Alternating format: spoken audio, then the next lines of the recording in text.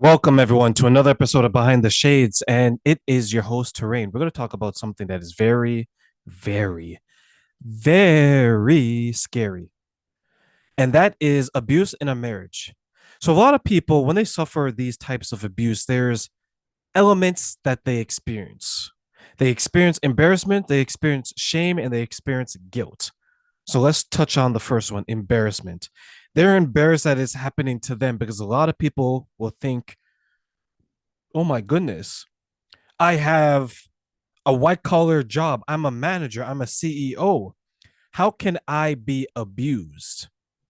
They start to feel embarrassed because they don't believe it can happen to them because in their mind, abuse happens to a specific type of person, someone that is lower on the economic ladder, so to speak, someone that earns less money, less prestigious job. They're too powerful for someone to abuse them, not thinking that abuse comes in every size, shape, and form. Another thing is shame. They feel the shame of the abuse in their marriage, in their relationship, and this prevents them from doing what? From going to others and discussing it, having a conversation to determine their support system, finding a way out, seeking help to find a way out. So now they're trapped because they're trying to deal with it on their own, but that is a recipe for disaster because this is probably their first time going through it. They're inexperienced, whereas there's professionals out there that can help them, that can counsel them, that can guide them. And the third one is the guilt. They feel guilty that they're being abused. They're thinking that, wait a minute, maybe it's me. Maybe I deserve this. Maybe I've done something to cause this. Maybe this is my karma. This is my punishment for the type of person I am.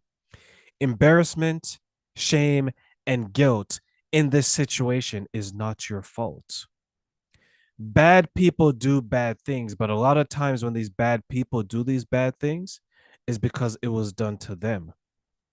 Their childhood trauma maybe has led them to do this. Maybe someone has done it to them, and now their baseline, their new normal is the abuse. So they pass it on. And then what happens? They find a new victim because there's someone to be abused every single day. People who abuse others, they're very good at identifying the type of person that can be abused, that will feel embarrassed, that will feel the shame, that will feel the guilt.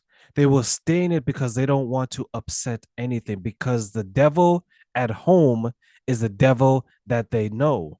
But if they were to go out there, they may think, who is going to want them? Who is going to want to deal with them? Who is going to want to love them?